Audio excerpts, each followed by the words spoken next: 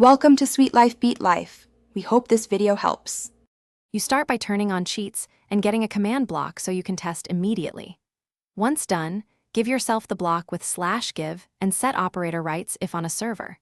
Make sure to pick how you will keep the area loaded, ticking areas, or spawn chunk tricks, because command blocks only run in loaded chunks. You'll also decide if you need redstone or repeating command blocks for continuous execution, so set those basics now before building. Next, place a repeating command block for ongoing actions, or chain blocks for ordered steps. Use conditional flags when one command depends on another. Once placed, configure each block's command using /execute as or /execute at to run commands from specific entities or coordinates, because running from the right origin changes outcomes.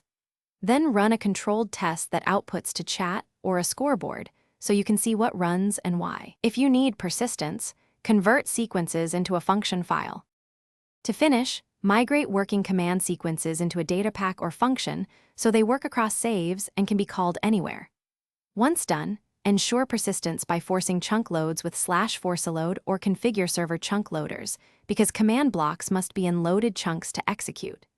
Make sure world or server permissions allow execution, then register the function or hook it to a trigger. If something fails, check console logs, recheck command syntax, and confirm the chunk loading method. That tip solves most issues. Thanks for watching. Consider subscribing if we helped you.